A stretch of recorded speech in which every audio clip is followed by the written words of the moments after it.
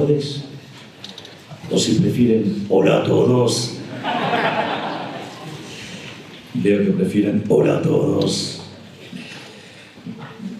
En primer lugar, deseo dar las gracias a las autoridades de la universidad por haberme invitado a dar esta conferencia. Y en segundo lugar, a cada uno de ustedes por hacerse presentes para escuchar lo que al menos es mi visión de la política económica. De hecho, hace muy poquito hice una exposición en Davos que tuvo un gran impacto a nivel internacional. Y esa charla que di en Davos tuvo una charla complementaria que di en CPAC en Washington. Es decir, son parte de la misma historia y de hecho es parte del material que está en mi nuevo libro que estará saliendo dentro de, si no me equivoco, 15 días. Y el libro se llama Capitalismo, Socialismo y la Trampa Neoclásica. Y el subtítulo es De la teoría económica a la acción política. Entonces, básicamente, como esto es un elemento muy importante dentro de lo que es mi marco de pensamiento y de cómo entiendo la política económica y sobre cómo accionar, les voy a contar cuál es mi apreciación sobre qué debe hacer y qué no debe hacer un gobierno para contribuir al bienestar de sus ciudadanos. Voy expoliando, digamos, cuanto más se corra el Estado, mejor. Entonces, lo importante es ir hacia el formato de la tesis central de este trabajo. Digo, ¿por qué, digamos, hablar de capitalismo, socialismo y por qué la trampa neoclásica? Es decir, ¿por qué, digamos, la teoría neoclásica, digamos, constituye una trampa? Entonces, los elementos centrales para comprender esto es, primero, una cuestión de índole empírica. Aquellos países que son más libres son 12 veces más ricos en promedio que los países que son reprimidos. Es decir, la libertad económica conduce a un mayor bienestar económico. Ahora, ese mayor bienestar económico no solo, digamos, se manifiesta en que uno tiene un PBI per cápita promedio más alto, además tiene una tasa de crecimiento más alta. También es cierto que aquellos países que son más libres tienen 25 veces menos de pobres en el formato estándar y 50 veces menos en el formato extremo. Además, la diferencia entre el decil más alto y el decil más bajo de la distribución en aquellos países que son más libres es menor. Es decir, y además la expectativa de vida es más alta. Por lo tanto, está claro que los niveles de bienestar en aquellos países donde hay más libertad económica, claramente disfrutan de un nivel de vida más alto. Ese, digamos, es uno de los elementos que uno tiene que tener dentro del radar, que tiene que ver con la cuestión de la superioridad del capitalismo sobre el socialismo / el estatismo. Digamos, esta es una discusión, digamos, terminológica no trivial, pero digamos que yo la voy a usar indistintamente, voy a usar esas palabras. Y, digamos, entonces, ese es el primer elemento, el elemento cuantitativo. De hecho, este elemento cuantitativo es tan poderoso que, de hecho, los postmarxistas, después de la caída del muro, digamos, han llevado la lucha de clases a otros terrenos, y en lo que tiene que ver con la economía, básicamente lo que hacen no es cuestionar la superioridad en términos productivos del sistema capitalista, sino que lo que hacen es cuestionar la distribución. Señalan que el sistema es injusto. Esto también es interesante como argumento y para entender qué tipo de batallas uno está dando cuando discute este tipo de cuestiones, porque en ese sentido Hay un libro maravilloso de Israel Kirzner que se llama Capitalismo, Creatividad y Justicia Distributiva. Y una de las cosas que dice es: el sistema capitalista, sin lugar a dudas, es más productivo. Ahora, se lo cuestiona desde el socialismo porque es injusto y que ese nivel de injusticia es absolutamente intolerable y como consecuencia hay que intervenir y corregirlo. Y el argumento que hace Israel Kirzner es: si verdaderamente el sistema es injusto, no debería ser defendido. Y por más que sea más productivo, debería caer porque no es justo. Y lo que hace a lo largo de ese maravilloso libro, el cual lo recomiendo muy enfáticamente, es combinar la idea del principio de apropiación de Locke, es decir, que el que lo descubre es el dueño, se lo queda, con la idea del mercado como proceso de descubrimiento de Hayek. Y al combinar esas dos ideas, como el mercado no hay una torta que existe y después se distribuye, sino que en realidad es una torta que si ustedes quieren la idea de la torta es una torta que se tiene que ir descubriendo, se va creando, se va descubriendo en la medida que ustedes van actuando. Y en ese contexto, entonces, el que la descubre, naturalmente, es el dueño, se la queda.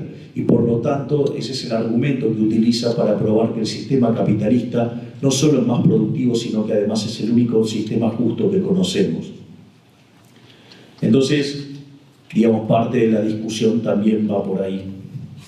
Otro elemento central para entender este problema que yo quiero abordar es la idea de la intervención conjugado con la idea de ese maravilloso libro de Friedrich von Hayek, que acaba de cumplir 80 años, que se llama Camino de Servidumbre. La lógica del libro de Camino de Servidumbre también está muy relacionado con algunas apreciaciones, por ejemplo, de Milton Friedman, que solía decir que la corrección gubernamental a los fallos del mercado, el resultado que terminaba generando siempre era peor, o generalmente era peor. Bueno, Hayek era bastante más abrupto en esto, y lo que decía es que siempre era peor. Y esto es muy interesante porque el argumento de Friedman era solamente estático. El argumento de Hayek es dinámico. ¿Y por qué es importante esto?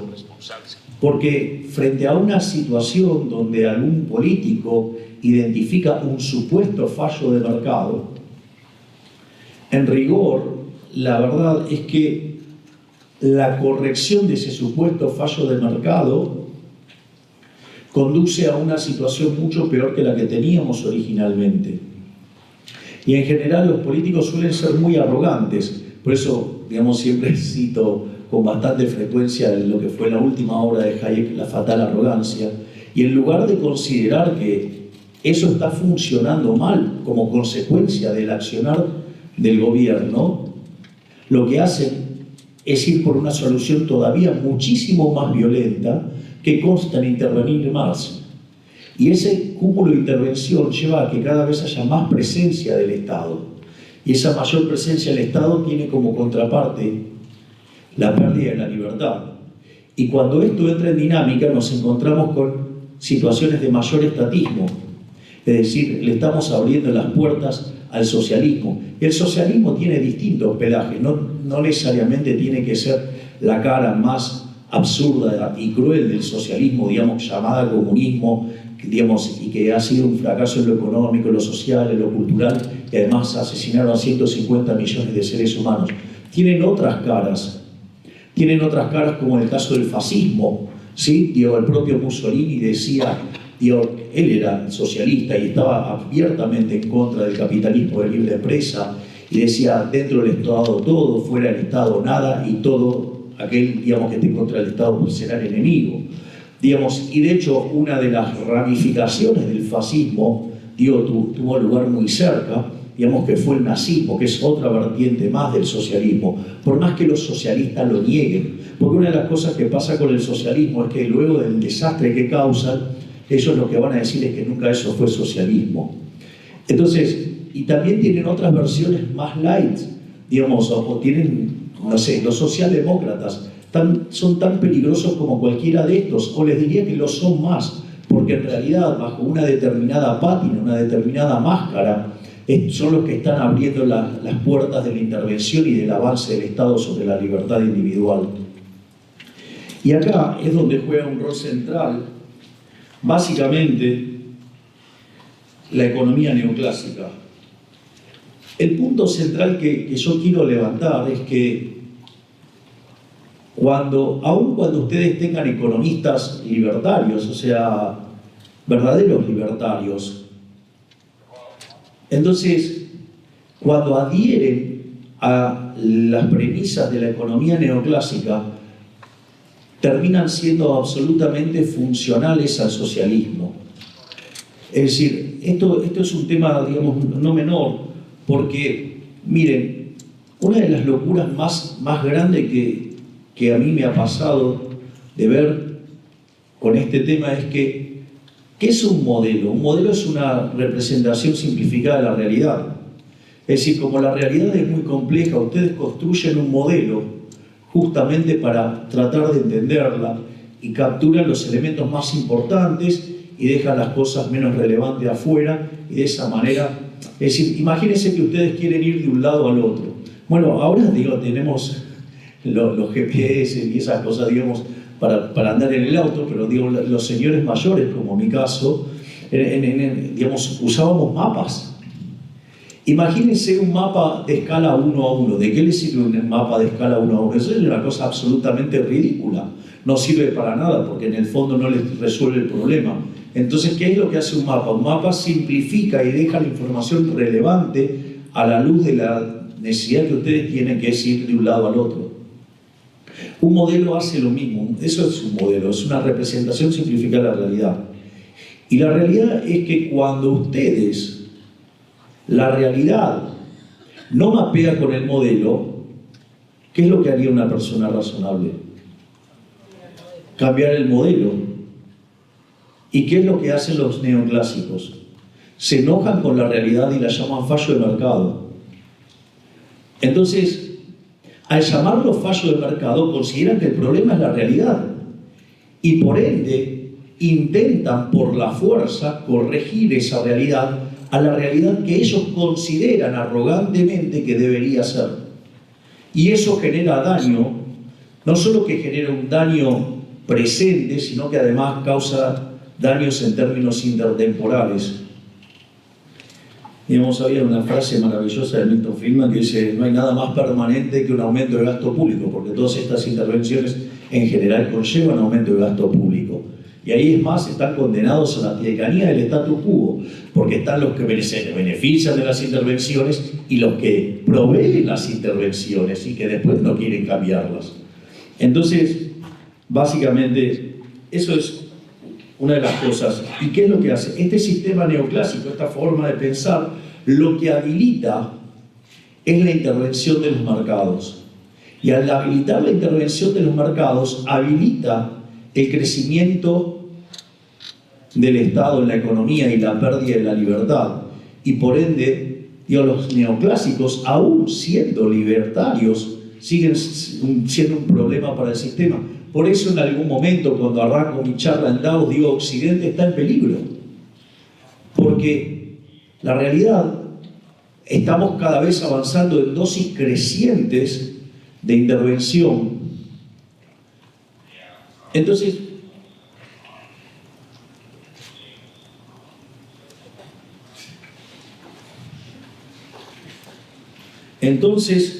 con las dosis crecientes de intervención, eso nos lleva a pérdida de la libertad, nos lleva al socialismo.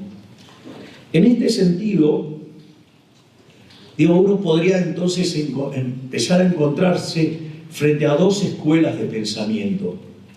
Por un lado tendrían la escuela de Chicago, con un estricto anclaje en la teoría neoclásica, y la escuela austríaca. Entonces, bajo la lógica de Chicago, ¿por qué existe el Estado? Bueno, el Estado existe porque en la vida real existen fallos de mercado. Y como alguien los tiene que corregir, los corrige el Estado. Y para eso, cobra impuestos, no lo hace gratis.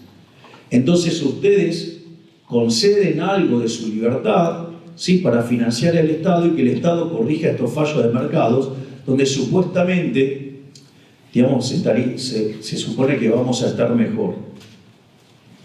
Y por el otro lado está la visión, digamos, de los austríacos. Si bien hay distintos tipos de austríacos, los hay minarquistas o los hay anarquistas, digo, en general tenemos una tendencia creciente a volvernos anarquistas. Digamos, lo que Jesús Huerta de Soto llama anarcocapitalistas, o lo que el profesor Alberto Venegas Lynch, hijo, considera el autogobierno. O sea, somos muy partidarios del autogobierno. De hecho, desde nuestro punto de vista, los fallos de mercado no existen. En este sentido, una de las cosas que yo suelo decir es que si ustedes creen que hay un fallo de mercado, lo primero que deberían hacer, en lugar de decir que hay un fallo de mercado, deberían testear que no está la presencia del Estado en el medio.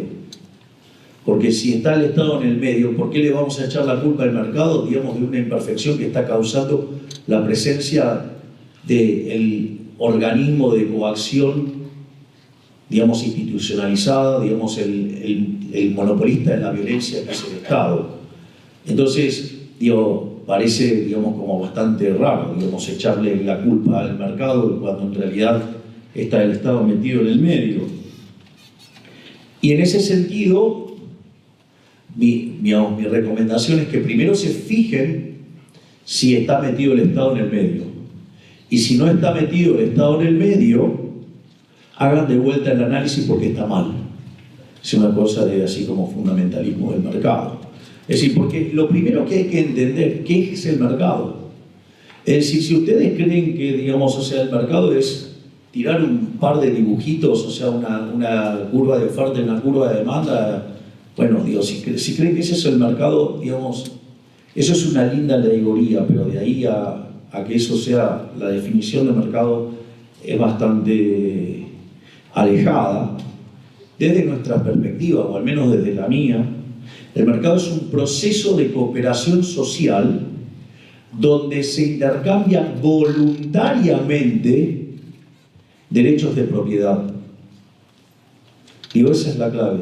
Se intercambian voluntariamente derechos de propiedad. Es decir, si yo les voy a vender mis anteojos, ¿sí?, digamos, o sea, ustedes van a recibir mis anteojos, que son mi propiedad, y ustedes a cambio me van a dar dinero. Es más, fíjense qué importante, porque esa relación entre el dinero que ustedes me dan y mis anteojos, ¿qué es lo que está fijando? ¿Cómo se llama eso? Eso se llama precio, es un registro histórico que se llama precio, que está manifestando lo que es esta transacción que nosotros estamos haciendo. Y eso, digamos, ese registro histórico que se llama precio, es un mecanismo de transmisión de información. Es decir, eso genera información para el sistema. Digo, eso hace que los agentes se coordinen.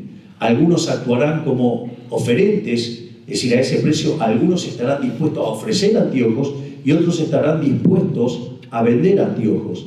Y como no necesariamente la cantidad ofrecida y la cantidad demandada van a ser iguales, es decir, uno no es que traza el dibujito y ¡pac!, y le pega en el medio, ¿sí?, o sea, justo donde se cruzan las curvas, se va a producir un ajuste.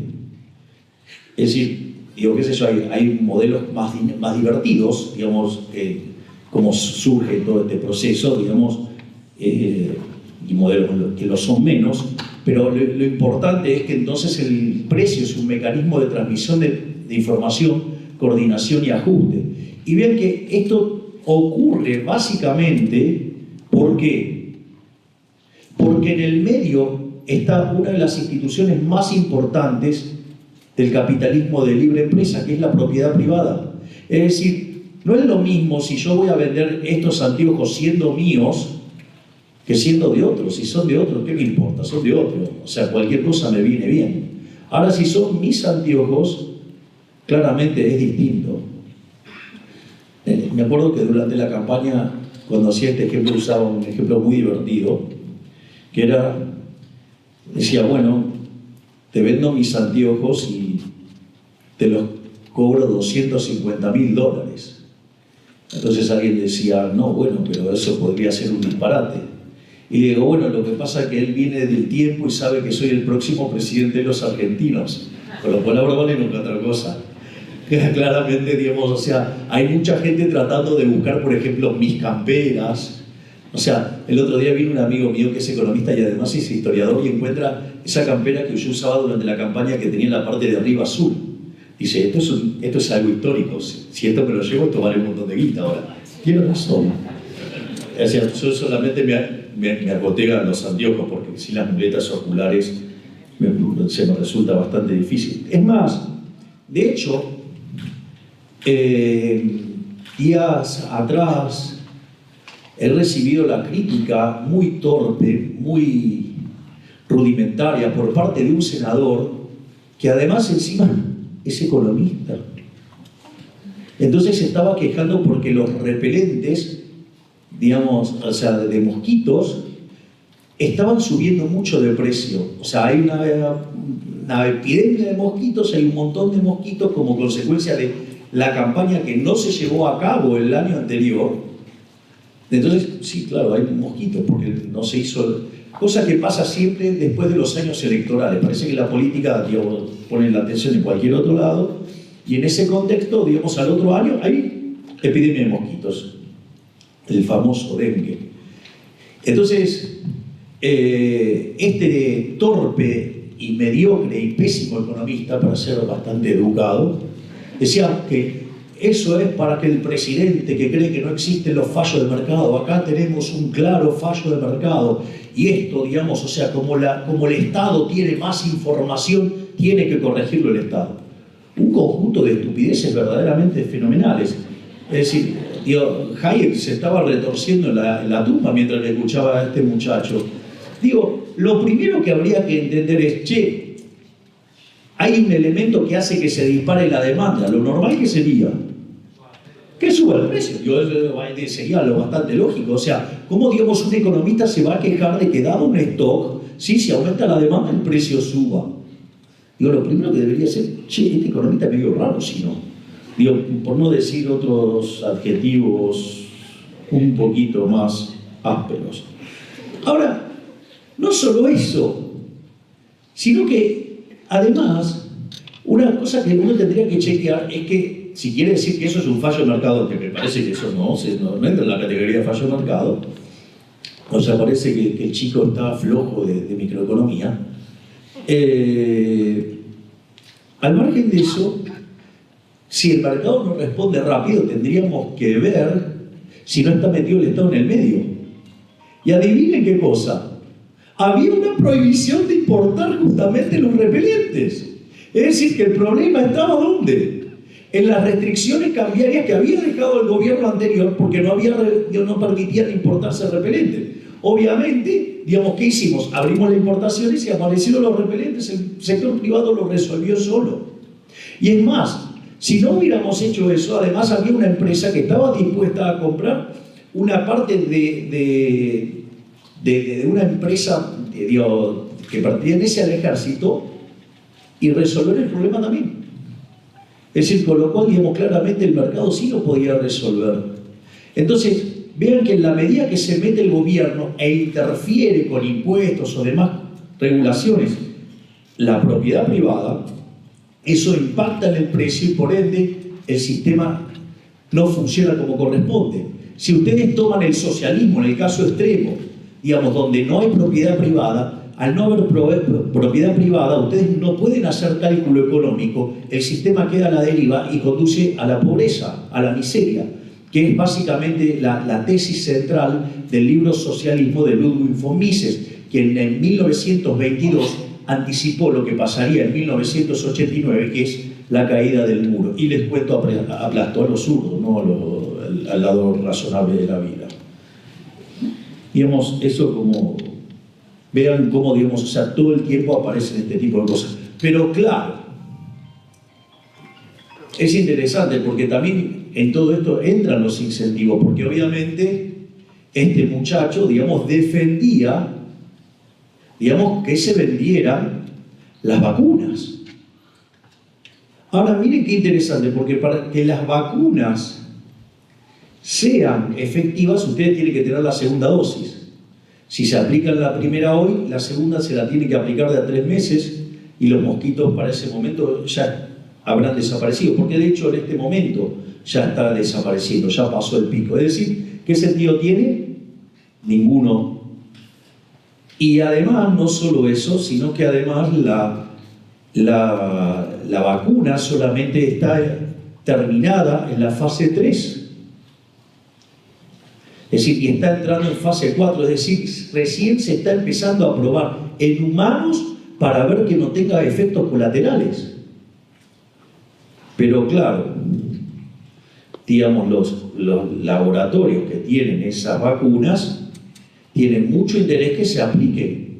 Entonces ustedes tienen muchos ensobrados en los medios de comunicación y tienen cómplices en la política.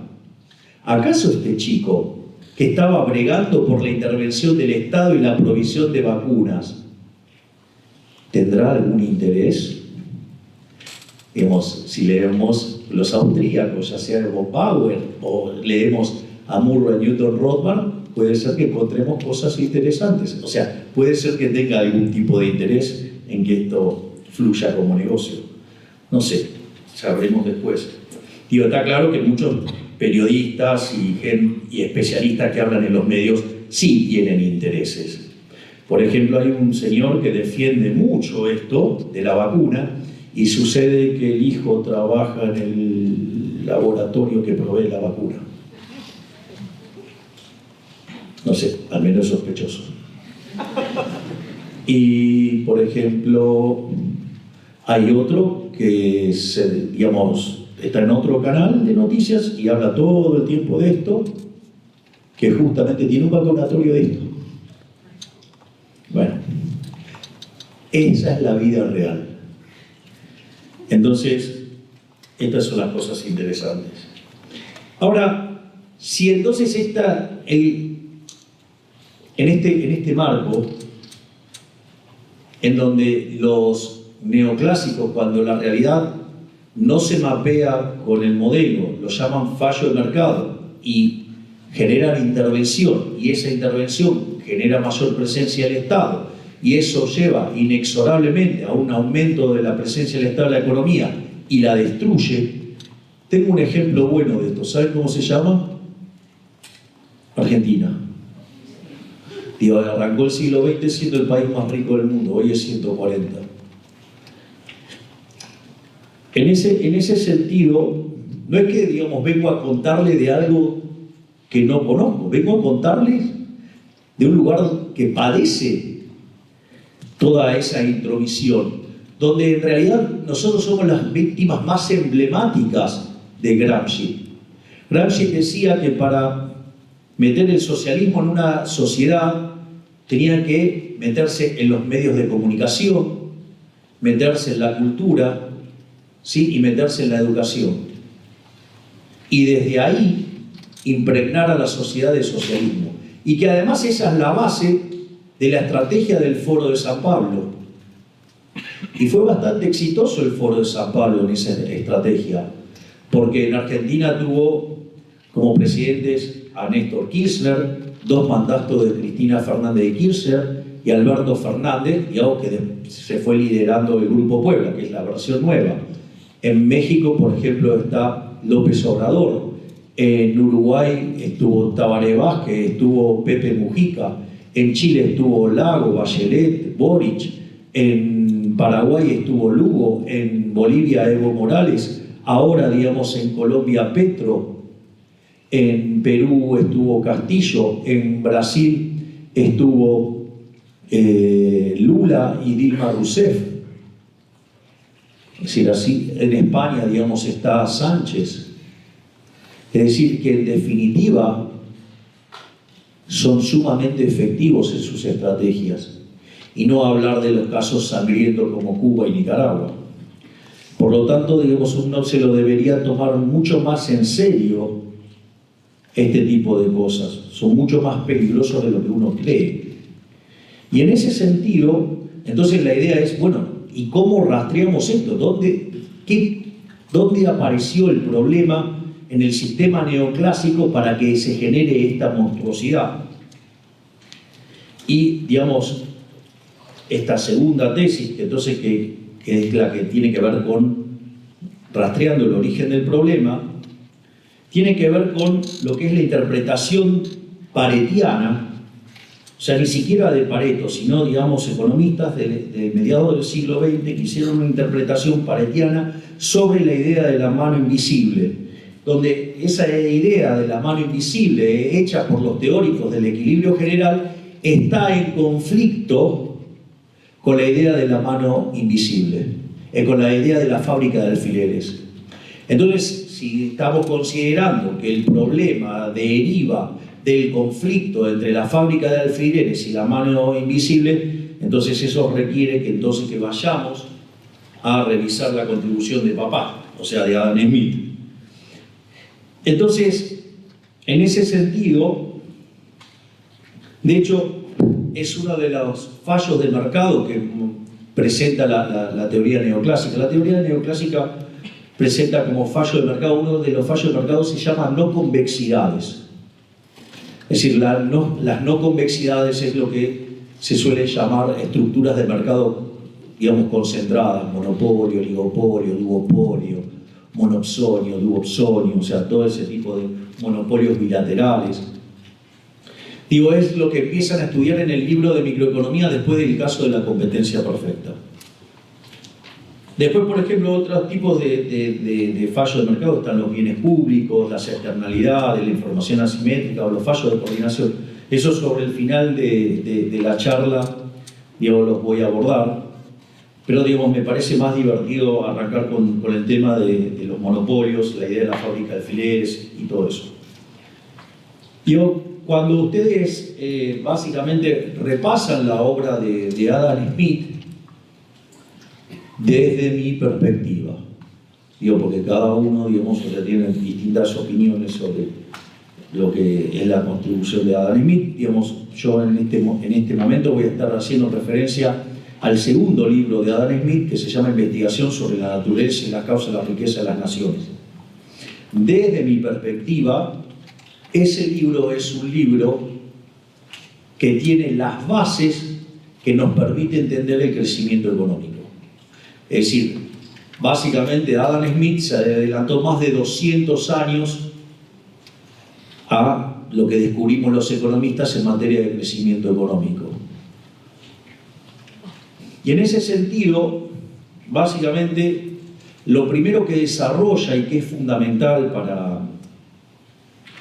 para el modelo de Adam Smith es la idea de la fábrica de alfileres. Es decir, la fábrica de alfileres ustedes lo pueden entender como un problema de división del trabajo, lo cual tiene mucho sentido. Y la fábrica de alfileres también lo pueden mirar desde un punto de vista productivo. ¿Qué era lo que decía el ejemplo de Adam Smith? Que si una persona básicamente producía una sola persona se dedicaba a producir alfileres, y aun cuando fuera muy bueno, digamos, podía producir 20 alfileres por día. Ahora, si ustedes básicamente dividían esa tarea en 15 tareas, es decir, con 15 trabajadores, si ustedes quieren, la producción per cápita saltaba a 5.000. Es decir, se aumentaba 25 veces la productividad. Bueno, eso se llama rendimientos crecientes. Es decir, ustedes están metiendo ahora mucho más trabajo y la producción sube mucho más que proporcionalmente. Es decir, si ustedes lo quisieran representar gráficamente, eso es una función de características convexas, que no es lo mismo que un conjunto convexo, que son cosas distintas. Entonces, en ese sentido, una función convexa tiene un problema, que ustedes no la pueden maximizar salvo que se vayan al borde. Digo, ya les voy presentando los problemas que empiezan a aparecer. Pero, y obviamente, ¿hasta qué lugar van a dividir? Y van a dividir el trabajo en tanto y en cuanto tengan un mercado. Por eso también lo que ustedes tienen es que el límite, la división del trabajo es el tamaño del mercado. Y por eso es tan importante en esta lógica abrir la economía. Porque, no sé, supone el caso de Argentina. En Argentina viven casi 47 millones de habitantes. Entonces ustedes estarían haciendo algo con un mercado de 47 millones. En cambio, si ustedes abren el mercado, ustedes tienen un mercado de 8.000 millones de seres humanos. Por lo tanto, digamos, ustedes pueden hacer una fiesta de productividad entonces. Porque además tienen rendimientos crecientes. Entonces el comercio les generaría una ganancia de bienestar fenomenal. En ese sentido, no solo se queda en ese punto Adam Smith. Adam Smith, una de las cosas que dice es que una persona, conforme va trabajando, va aprendiendo a hacer mejor su trabajo. Es decir, que la idea del modelo de crecimiento económico que tenía Adam Smith estaba, ¿qué cosa? La idea del learning by doing. Es decir, conforme ustedes más tiempo llevaban haciendo su trabajo, y ustedes iban a querer ahorrar ese factor de ustedes, que es el trabajo. Y entonces, ante la misma paga, trabajar menos y mantener la productividad implicaba tener un learning by doing. Y no solo eso, lo que decía Adam Smith, dice que una vez que ustedes aprendían a hacer su trabajo y cada vez lo hacían de mejor manera, descubrían de alguna manera que les permitía tener un salto de productividad. Ese salto de productividad, ¿cómo se llama? Progreso tecnológico. Es decir, fíjense que entonces el modelo de Adam Smith en el plano productivo tenía no solo los rendimientos crecientes, la fábrica de alfileres, sino que además tenía otras cosas como el learning by doing y tenía básicamente lo que es el progreso tecnológico. Es decir, ustedes miran un libro de crecimiento económico moderno y cuando quieren explicar el crecimiento económico, lo tienen ahí. Es decir, Adam Smith les ganó a todos, se adelantó bastante. Es decir, siempre sostengo que Adam Smith es a la economía lo que Gauss a la matemática, es alguien que se adelantó 200 años. Además, hablaba de los mercados libres y de un Estado pequeño. Y eso llevaba a qué conclusión? Que cada uno de nosotros, guiados por nuestro propio interés, aún sin querer hacerlo de manera premeditada, contribuía a maximizar el bienestar general. Es decir, la idea de la mano invisible. Y la idea de la mano invisible de atrás tiene mercados competitivos, ¿sí? Y tiene, pero en mercados competitivos entendidos como libre entrada y salida. Acá también hay una buena interpretación, digamos, a la Hayek. Hayek, o sea, critica al modelo de competencia perfecta. Y en realidad el modelo de competencia perfecta necesita de muchos agentes, básicamente por un problema de índole matemática. Si ustedes estudian, por ejemplo, van y repasan un libro de economía industrial y quieren ver la cantidad óptima de empresas en un mercado, ustedes tendrían que ver, digamos, fíjense que donde es el mínimo de costo medio coincide con donde pasa el costo marginal. Si justo ahí, digamos, pasa la curva de demanda, ustedes tendrían que el número de empresas en ese mercado debería estar dado por ese punto. Ahora, no necesariamente, digamos, la demanda va a cortar ahí.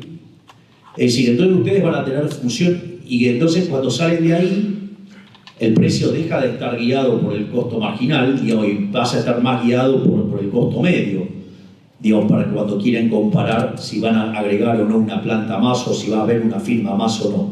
Y eso hace que entre las distintas curvas de costos medios, ustedes, según donde calza la función de demanda, se va a determinar el número. Si la curva de costos medios de una planta está por debajo de la de dos plantas, va a haber una planta, y si no, va a haber dos. Y eso genera un triángulo que es ineficiente. O sea, hay una ineficiencia. Y esa ineficiencia se divide por el número de empresas que hay. Entonces, cuando ese número tiende a infinito, ese triángulo, que es una suma fija, ¿qué pasa? Tiende a cero. Y por lo tanto, digamos, tienden a un óptimo. O sea, con lo cual, el argumento de la competencia perfecta con n tendiendo a infinito, básicamente, también es un problema de índole matemático. Digo, si quieren ver el artículo original sobre eso, es un artículo de Don Patinkin. Pero, digamos, es algo bastante estándar en todos los libros, digamos, de economía industrial o libros de regulación económica. Obviamente que ese mundo que describió Adam Smith, digamos, prontamente fue refutado ¿por quién? Por Malthus, y quien desarrolla la ley de hierro de los salarios, pero la ley de hierro de los salarios tenía como contraparte ¿qué cosa? Una estructura productiva distinta. Es decir, Malthus lo que decía es que los rendimientos marginales no eran crecientes, sino que los rendimientos marginales eran decrecientes, porque ustedes iban y ocupaban una tierra y producían. Obviamente, si ustedes pueden elegir cualquier tierra, ¿cuál van a elegir? La más productiva. Ahora, el que viene segundo no puede elegir la más productiva, va a elegir la segunda más productiva.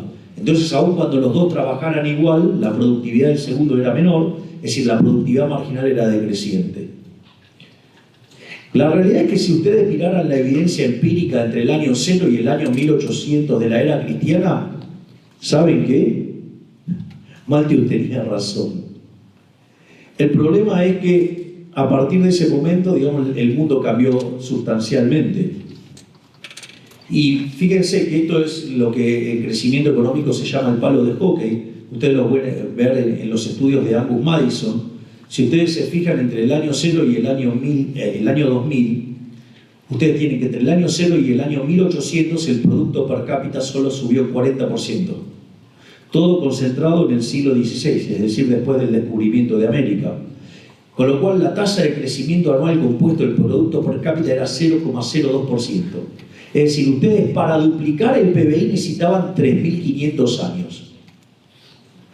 Ahora, ¿qué es lo que pasó en los 200 años restantes? El PBI per cápita se multiplicó por 9,8 veces. Es decir, tuvimos una explosión de riqueza nunca vista.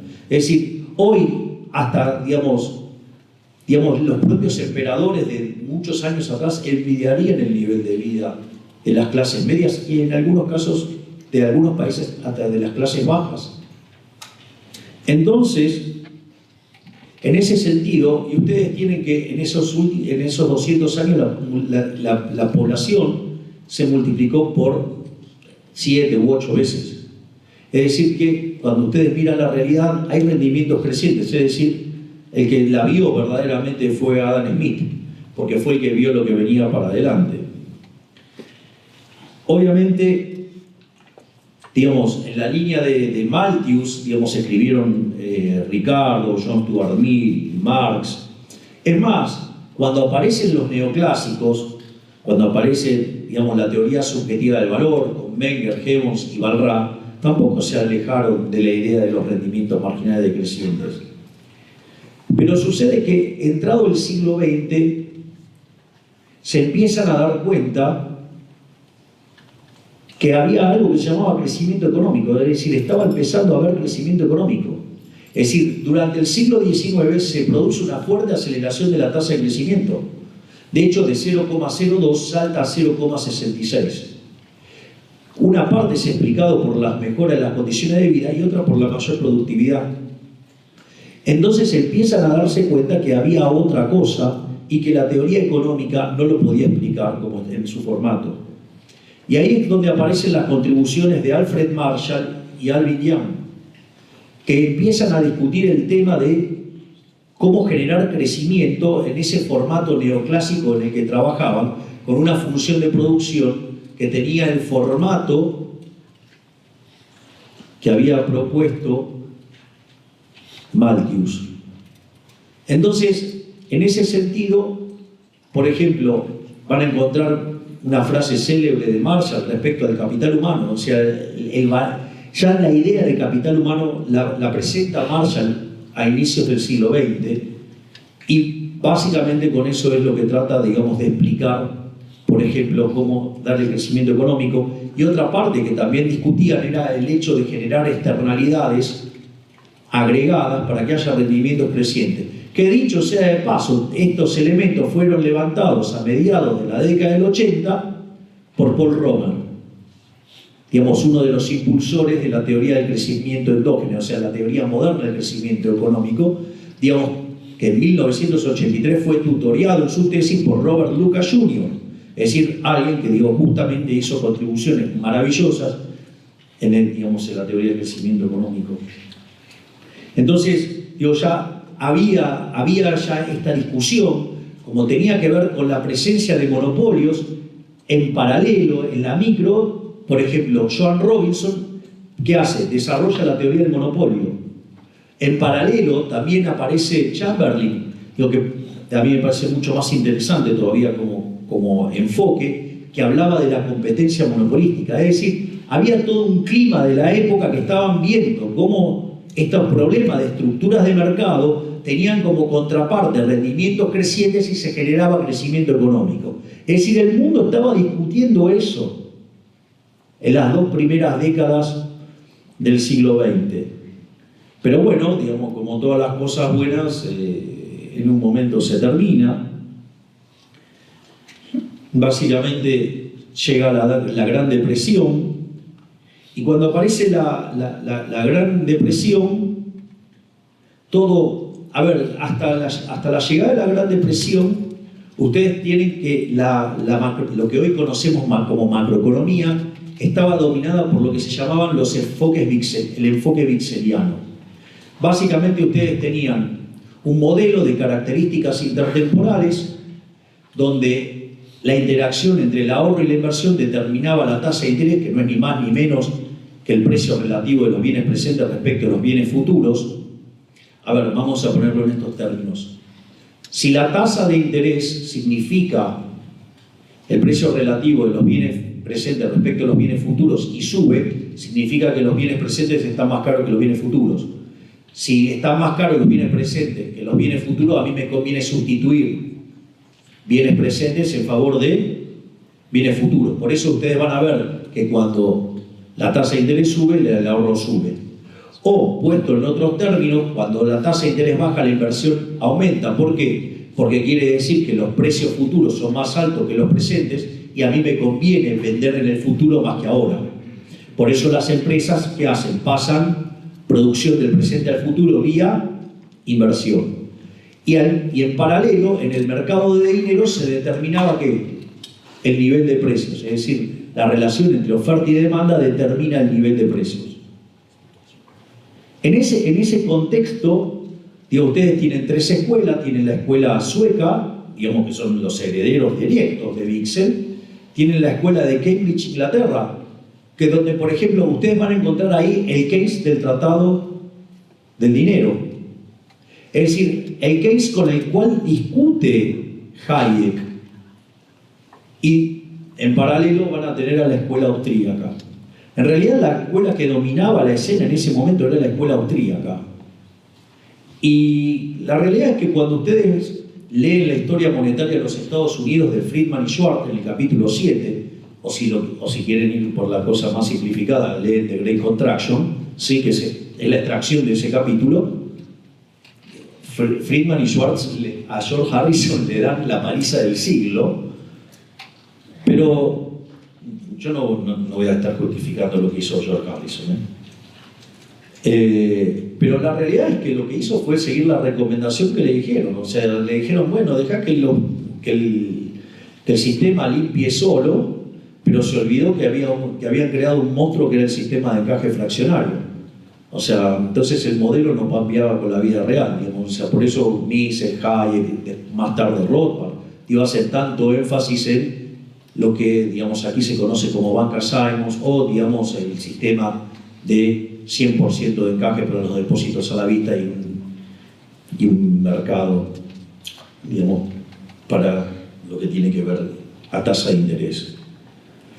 En ese sentido, bueno, después de eso aparece un ser siniestro, nefasto, digo, de Cambridge, Inglaterra, digo, que se llama John Maynard Keynes, y lo que hizo fue tomar todo ese sistema como consecuencia de un error, digo, de un tipo que aplicó el modelo incorrecto, y que rompió todo. Es decir, agarró todo el marco analítico que existía y lo rompió todo.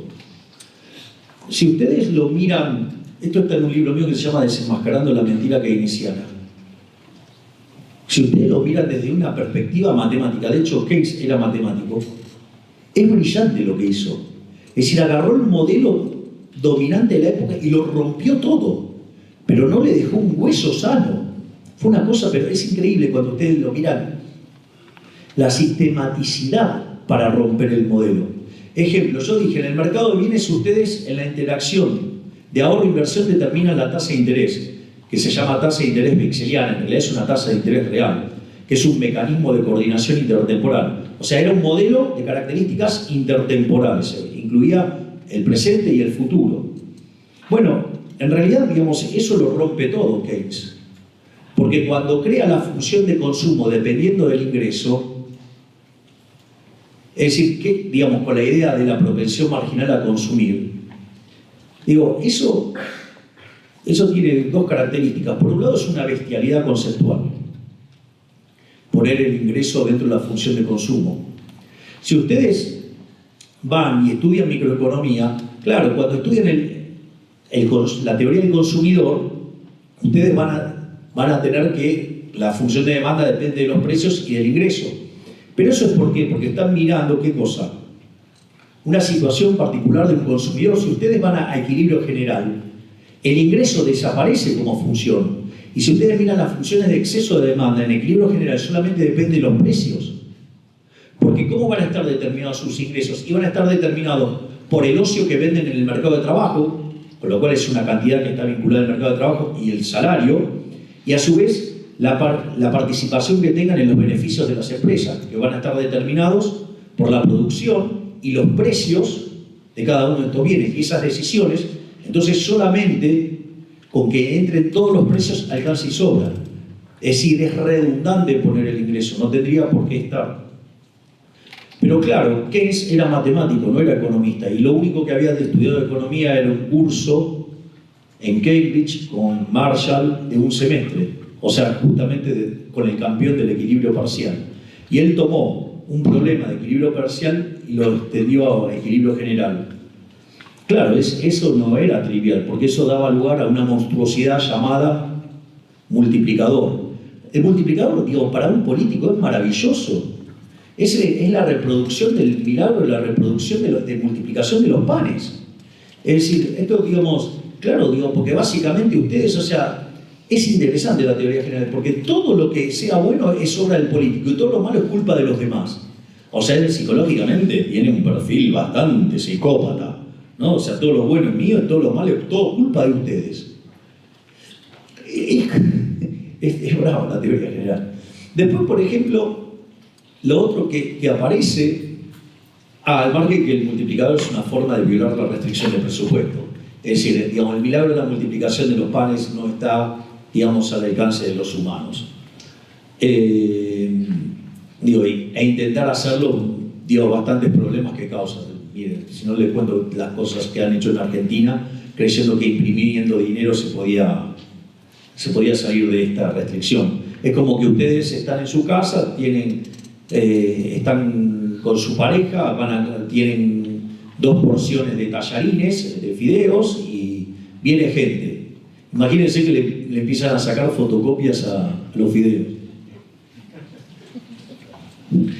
Digo, si se van a comer esas fotocopias les va a ir bastante mal. Digo, por más que sean como impresoras color, digo, le van a caer peor todavía. Después lo otro que hace es decir que la inversión depende de los animal spirits. Es decir, tengo una versión bastante grosera al respecto. Digamos, lo voy a pasar de largo, porque es un poco fuerte. Es decir, algo así como que los inversores invierten por una cuestión lírico-testicular. O sea, si se le cantan, bueno, ya se con lo cual es la función exógena.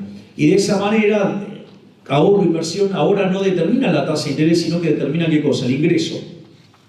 Con ese ingreso deriva la demanda de trabajo. Y con una oferta de trabajo dada, digamos, eso determina el salario.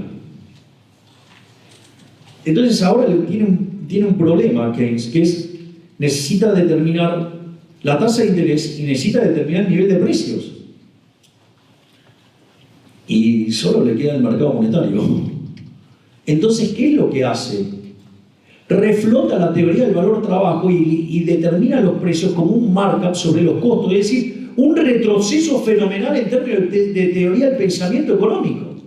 Es decir, vuelve a la teoría del valor trabajo, o sea, el precio es un markup sobre los costos. Es una cosa aberrante. Claro, entonces ahora cuando aparece la inflación es culpa de los trabajadores, es culpa de los sindicalistas, es culpa de los empresarios, nunca es culpa, digo, de los políticos. Y en el mercado monetario, digamos, determina la tasa de interés, lo cual es aberrante. Es decir, la tasa de interés existe porque existe el tiempo, no porque existe el dinero. Es decir, la tasa de interés tiene que ver con pasar el consumo del presente al futuro y viceversa. Es decir, entonces si yo quiero adelantar mi consumo, tengo que ir a endeudarme y pagar por ello. Es decir, la tasa de interés tiene que ver con que existe el tiempo, no con que existe el dinero. Ustedes pueden tener si ustedes tienen una economía intertemporal, la tasa de interés existe aún cuando no tengan dinero. Es decir, otra bestialidad. Es decir, entonces rompió toda la estructura intertemporal y creó un nuevo monstruo a beneplácito de los políticos, ladrones, mesiánicos, corruptos, o sea, porque lo único que hacían era motivar ¿qué? El gasto público. Ahora, bueno, ¿y eso cómo iba a terminar? Mal. Entonces, a mediados de la década del 50 nos empezamos a dar cuenta que que la tasa de inflación se estaba acelerando. Y ahí aparecen, desde la academia, aparecen dos respuestas frente a las aberraciones keynesianas. Es más, los mismos keynesianos hacen correcciones, porque en 1958, ¿quién aparece? Phillips, encontrando una relación entre los salarios, la variación de salarios y el nivel de desempleo. Que eso es corregido después por Lipstein, aplicando los criterios de la teoría general, para encontrar una relación entre la tasa de inflación y la tasa de desempleo. Y eso genera todo un debate en la teoría económica. ¿Y quién se le pone del lado del frente? Milton Friedman. Cuando ustedes revisan la obra de Milton Friedman, cada una de las contribuciones de Milton Friedman es una contribución espejo de lo hecho por Keynes. Y un debate que después termina, les diría, en el año 68, con el artículo de economía más leído en la historia, que es el rol de la política monetaria, donde desarrolla la curva de Phillips aumentada por inflación. Dice que la política monetaria puede causar efectos de corto pero no de largo, y después eso, en el año 72, digamos, es perfeccionado en términos teóricos por Robert Lucas con la hipótesis, aplicando la hipótesis de expectativas racionales que ya había desarrollado Mood tiempo atrás, y eso da como resultado que en el año 73 lo valida empíricamente, y a partir de ahí, digo, se supone que la gente razonable dejó de ser keynesiana, salvo que vivan en Banana Republic.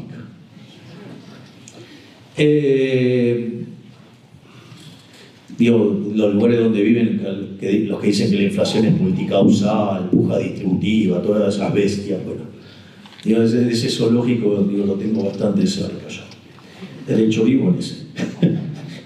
No comparto esas preferencias, pero esa es una de las respuestas. Pero la otra respuesta, ¿qué fue?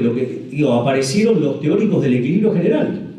Entonces dijeron, bueno, vamos a hacer economía en serio, vamos a ir a mirar, digamos, la cosa como corresponde. Entonces, cuando empiezan a mirar la cosa como corresponde, ahí se encuentran con dos herencias, digamos, o sea, está la herencia de Balrach y está la herencia de Pareto. La herencia de Balrach era estudiar el equilibrio, es decir, si existe, si es único, si es estable. Es decir, entonces, por ejemplo, ustedes construyendo, hacen todo un planteo topológico. Digo, ¿para qué? Para que ustedes puedan aplicar. Lo bueno es que para esta época aparecen los teoremas de punto fijo de Brouwer en el 56 y el de Caputani en el 57. Y eso provee una herramienta muy poderosa que, si ustedes están dentro de un conjunto, digamos, que es convexo, que además es cerrado, si la función que ustedes desarrollan es continua, entonces tienen una aplicación de una función de f de x, en algún lugar va a ser igual a x. Eso, digamos, es la representación de un punto de equilibrio.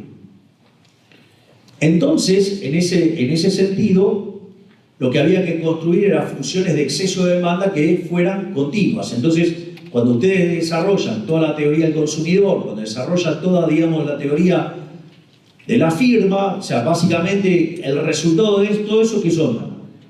Funciones que son continuas. Entonces, si suman funciones continuas, la función agregada es continua. Entonces, y si arman las funciones de exceso de demanda, siendo las de demanda continua y la de oferta continua, la función de exceso de demanda también es continua. Entonces, si el conjunto de precios opera, digamos, sobre un conjunto convexo y que además es cerrado, ¿sí? ¿Qué es lo que va a pasar? Entonces van a encontrar un vector de precios de equilibrio donde oferta y demanda en cada uno de estos mercados coinciden. Además, si estamos trabajando con funciones que son aplicaciones punto a punto, es decir, cada vez que ustedes le tiran un precio, le devuelven una cantidad, entonces ese equilibrio además va a ser único. Y si los efectos directos superan a los efectos cruzados, lo cual, digamos, es bastante razonable, el precio del té en el mercado del té pega más fuerte que lo que pega en el mercado del café, por más que sean sustitutos. Por lo tanto, en ese caso de cumplirse eso, digo, la diagonal principal domina a todos los componentes restantes de la matriz y por ende, no solo que el equilibrio existe, es único y es estable. Hasta ahí todavía no hay problema. Hasta ahí, digamos, todavía no hay ningún problema con la fábrica de alfileres. El problema es cuando metemos la idea de ¿qué? De la idea de la mano invisible en línea con el óptimo de Pareto. Porque ahora le vamos a querer dar al equilibrio, además, una propiedad normativa y que es eficiente. Y ahí es donde viene el problema. ¿Por qué viene el problema? Porque está claro que ustedes están maximizando funciones de utilidad sujeto a la restricción presupuestaria. Hasta ahí no hay problema. Ahora, ¿qué pasa cuando ustedes quieren maximizar beneficios si la función de producción tiene el formato de la fábrica de alfileres? Eso no le, digamos, puede tener una función continua, pero ¿qué característica tiene? No es un máximo, es un mínimo. Y si ustedes quieren escaparse de esa situación, se tienen que ir a una solución de borde. Pero si se van a una solución de borde, tienen otro problema, porque entonces quedaría una sola empresa. Y eso también ocurrió, se llamó socialismo o comunismo y eso también fue un fracaso, por lo tanto no parece que eso sea una solución. Entonces, a partir de ahora, ¿ustedes qué tienen? Tienen un problema entre la fábrica de alfileres y la mano invisible. Entonces, sacrificaron la fábrica de alfileres, se quedaron con la idea de la mano invisible, entonces se tomaron funciones de producción con rendimientos constantes o a escala o con rendimientos marginales decrecientes. Eso da funciones de oferta que maximizan el beneficio, funciones de demanda que maximizan la función de utilidad, y ese equilibrio que ahora que existe, que es único y que es estable, además es óptimo de Pareto. Pero al haber abrazado eso y quedarnos con las funciones de producción, ya sea con rendimientos constantes a escalas o con rendimientos marginales decrecientes, tiene una consecuencia letal en términos de que no podemos explicar el crecimiento económico. Es decir, la presencia de rendimientos constantes a escala no nos permite explicar el crecimiento económico. Y como no nos permite explicar el crecimiento económico, ahora estamos en un problema grave. Porque si hay algo que caracterizaron los últimos 250 años de la historia de la humanidad, ¿qué es? Un fuerte crecimiento económico. Por lo tanto, tenemos una teoría económica que no sirve para nada. Porque en realidad, digamos, arrancamos queriendo explicar el crecimiento económico y sucede que caminamos 250 años y estábamos en los mismos lugares donde arrancamos entonces. Entonces, ¿qué es lo que hace la teoría del crecimiento económico? Le pone parches. Entonces le crea el progreso tecnológico de manera exógena. O, de manera muy inteligente, cuando Solow y Swan desarrollan el modelo del 56 y Solow lo testean en el año 57 y solamente puede explicar el 15% del crecimiento económico, ¿qué es lo que le dice George Stigler desde Chicago? Le dice, no, el problema es que vos no contemplás el capital humano. Y ahí aparecen dos líneas de investigación también. Porque aparece la línea micro, que es Gary Becker, y la línea macro la desarrolla Hirofumi Usawa, donde básicamente lo que detecta Hirofumi Usawa es que el modelo de solo colapsa porque la tasa de crecimiento de la población está determinada de manera exógena.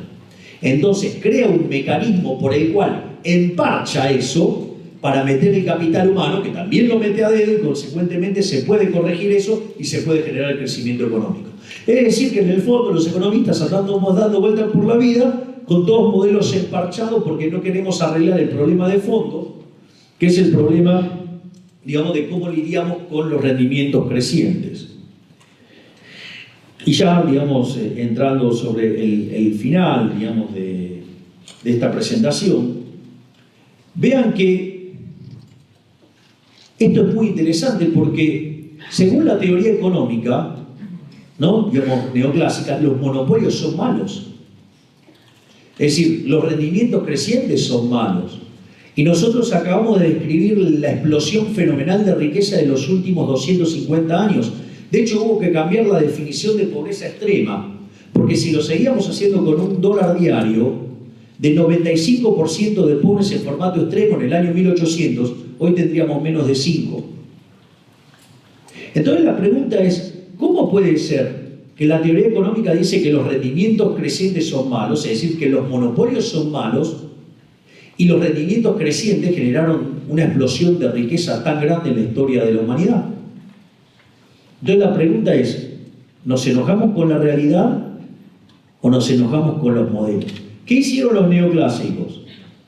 Se enojaron con la realidad y salieron a regular monopolios.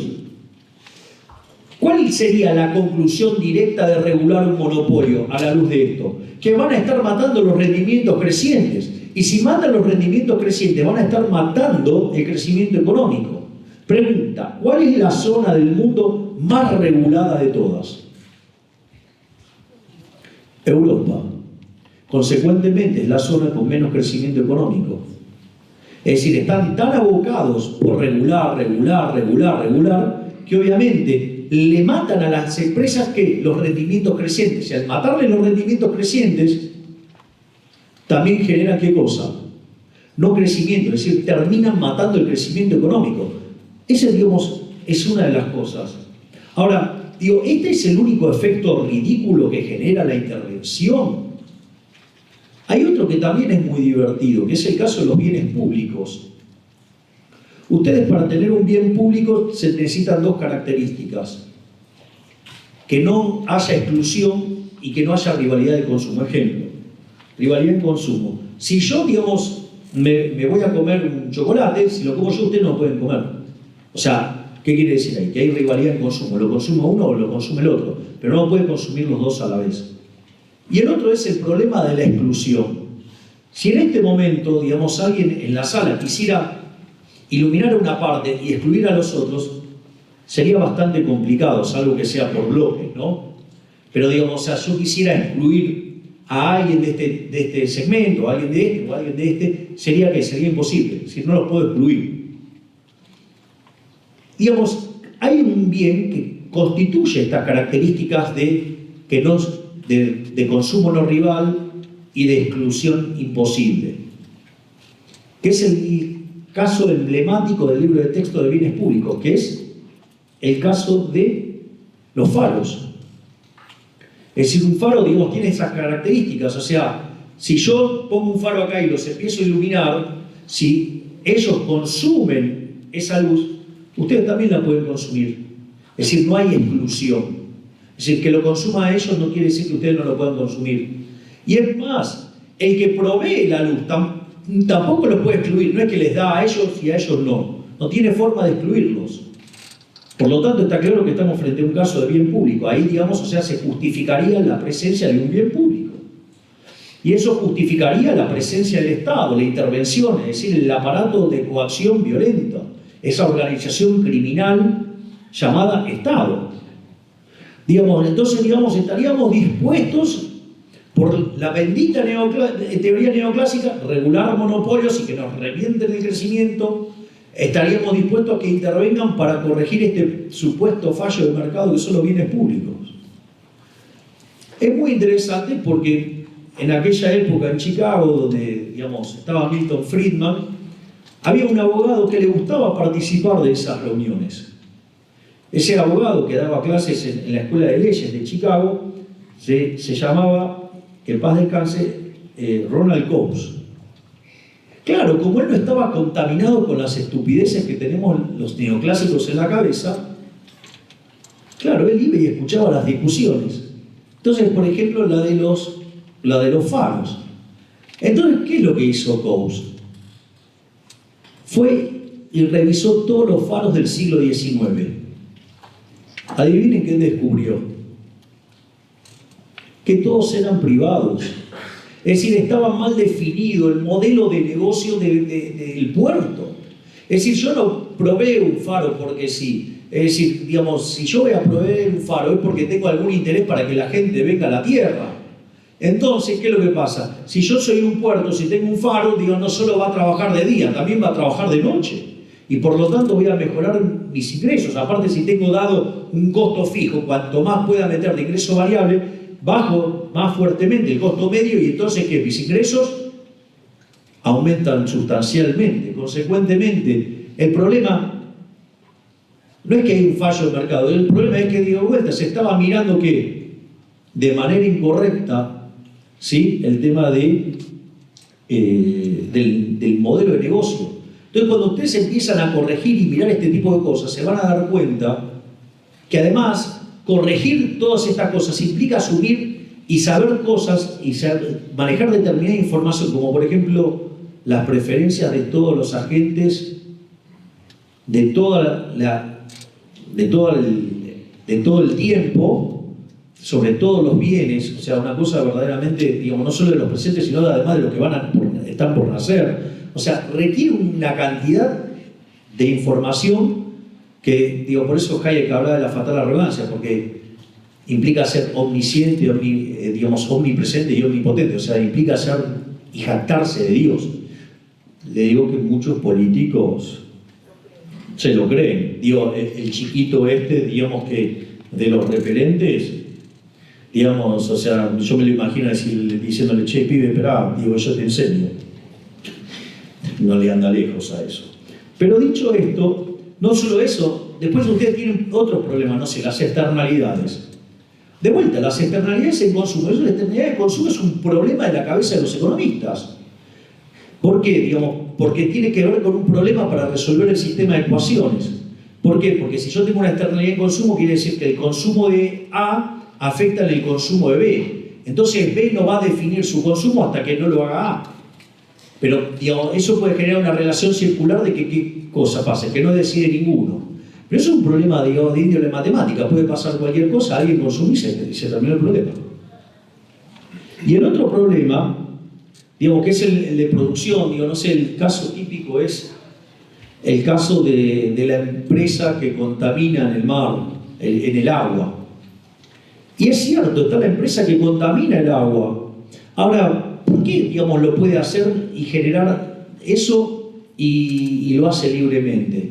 No, hay que poner impuestos piguvianos que internalice y entonces, digo, que de vuelta, tienen que saber información que no manejan, pero aún si la conocieran, digamos, o sea, la implementación también sería complicada. Pero ¿saben por qué pasa eso? Porque el ejemplo está mal definido.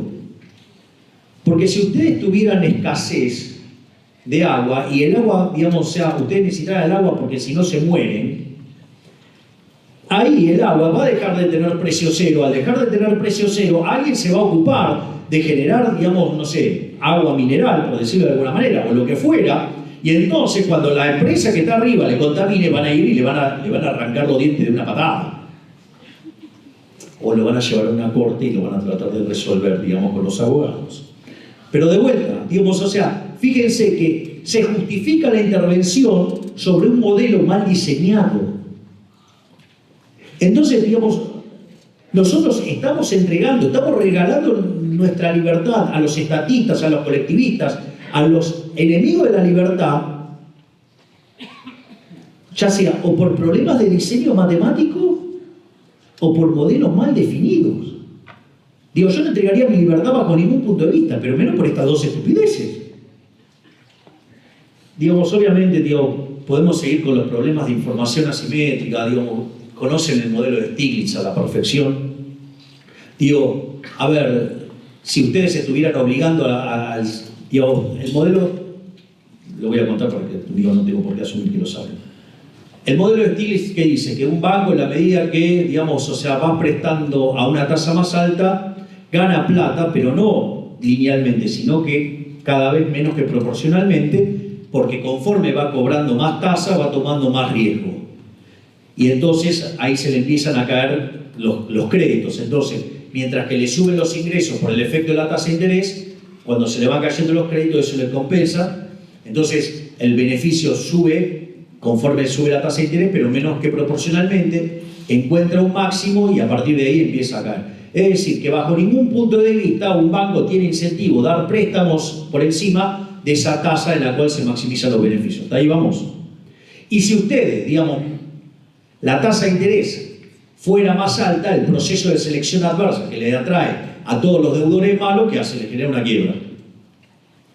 Eso en una situación donde por algún momento hay una explosión de demanda de crédito, puede darse una situación donde el equilibrio de mercado implique una tasa de interés por encima de ese nivel. Pero los bancos, ¿qué van a hacer? No van a proveer ese nivel de crédito. O sea, van a proveer hasta la tasa de interés donde maximizan los beneficios. Entonces, ¿qué es lo que hace? Como es una tasa debajo del equilibrio, genera un exceso de demanda. Eso genera un exceso de oferta en el mercado de bienes, genera una caída del PBI, cae la demanda de trabajo, genera un exceso de oferta de trabajo y por ende genera o desempleo, ¿sí? O caída de salarios o alguna combinación de eso. Entonces, ¿qué es lo que sugiere el genio de Stiglitz? Es, bueno, dale rosca a la política monetaria, cambia la situación y se acabó. Bueno, parece bastante fácil la solución. ¿Cuál es el problema? El problema es, yo les hago una pregunta. Si yo obligara a los bancos a prestar el dinero, ¿cómo lo tomarían? Mal. ¿Por qué? Porque es una expropiación, o sea, no están pudiendo ustedes disponer libremente de su propiedad. De hecho, ¿qué es lo que va a hacer? ¿Le va a generar qué cosa? Les va a generar un daño patrimonial, les va a destruir riqueza, ¿sí o no? Bueno, el señor Stiglitz lo propone corregir con política monetaria. Ahora, cuando ustedes lo corrigen con política monetaria, ¿cuál es la consecuencia? Que van a estar generando inflación. Es decir, el dinero va a perder poder. O sea, el poder adquisitivo del dinero se va a degradar. Y consecuentemente, la expropiación está ocurriendo vía la degradación del poder adquisitivo del dinero. Y además, eso, digamos, afecta al funcionamiento del precio, afecta a la coordinación y por ende termina generando daños intertemporales muchísimo más fuertes a que dejar que el mercado, digamos, haga el learning by doing y lo vaya corrigiendo solo. Es decir, aún este caso, digamos, que le sirvió el Premio Nobel de Economía, digamos, es una aberración, digamos, entendido en un contexto intertemporal, dándole un rol central a los derechos de propiedad. Ustedes se dan cuenta que entregarle, en este caso, al Banco Central el control de la propiedad vía la política monetaria es un espanto. Bueno, y después están los fallos de coordinación, que también es otra aberración, ¿no? Los fallos de coordinación en el fondo no es ni más ni menos que una aplicación, digamos, de algún sentido de lo que es el dilema de los prisioneros. Ahora, el dilema de los prisioneros asume, digamos, que los individuos no pueden interactuar entre ellos. O sea, si pudieran interactuar entre ellos, claramente no habría dilema de los prisioneros. Está claro eso, ¿no? Pero, digamos, el modelo asume explícitamente que ustedes fuerzan a los reos a que no interactúen con ellos. De vuelta. Acá no hay un fallo de mercado, acá hay un fallo que es que alguien está obligando que los agentes no pueden interactuar. Es decir, acá el problema es que aparece el ente represor, el organismo criminal llamado Estado, que no nos deja interactuar. Entonces, no es que se produce un fallo de mercado, en realidad el problema es que está el Estado ahí en el medio. Entonces, ahora supongamos que no está el Estado y los agentes no se conocen. Bueno, aprenderán. Es decir, la pregunta es, ¿cómo alguien va a ser tan fatalmente arrogante, alguien va a ser tan soberbio, creer que va a poder desde la Torre del Marfil saber mucho mejor que los tipos que están ahí en la trinchera y que le va la vida en eso? Entonces, ¿qué es lo que quiero decir con todo esto? Que los neoclásicos, y que es lo que acabo de probar, al haberse enamorado tanto del modelo de equilibrio general, si ustedes quieren llamarlo Arrow-Debré, o si quieren ser más precisos, llamarlo Mackenzie-Arrow-Debré, o si todavía quieren ser más exquisitos y lo quieren llamar Wald-Mackenzie-Arrow-Debré, nos hemos enamorado de ese modelo, y cuando la realidad no mapea con ese modelo, lo llamamos fallo del mercado. Y eso habilita la intervención, y esa intervención habilita la presencia del Estado. Y como el resultado de eso es peor, entonces motivamos mayores intervenciones. Y ahí entramos en el camino de la servidumbre que nos pone de cara al socialismo. ¿Quieren un buen ejemplo? Argentina. Es decir, si no hubiera sido por la administración desastrosa de los últimos 20 años, olvídense de la posibilidad de tener un presidente que sea un liberal libertario. Por eso es que cuando, digamos, tengo el tema de la herencia, no me quejo. Si yo sabía que la única forma en que nosotros podíamos entrar era una triple carambola, ¿sí? Y con todo podrido. Bueno, se dio la triple carambola, todo podrido. Soy el primer presidente liberal libertario de la historia de la humanidad. Es decir, pero digo, es como una suerte de cisne negro. Entonces, digamos, tratemos de entender. Y después hay una cuestión, digamos, que en el caso argentino es bastante interesante y da lugar al optimismo, que parece que los argentinos hemos madurado y hemos entendido que las soluciones fáciles no dan resultado. Y por ende pareciera que hemos aprendido que el único camino es el camino de la libertad. Porque si abrazamos la libertad, vamos a tener un futuro muchísimo mejor.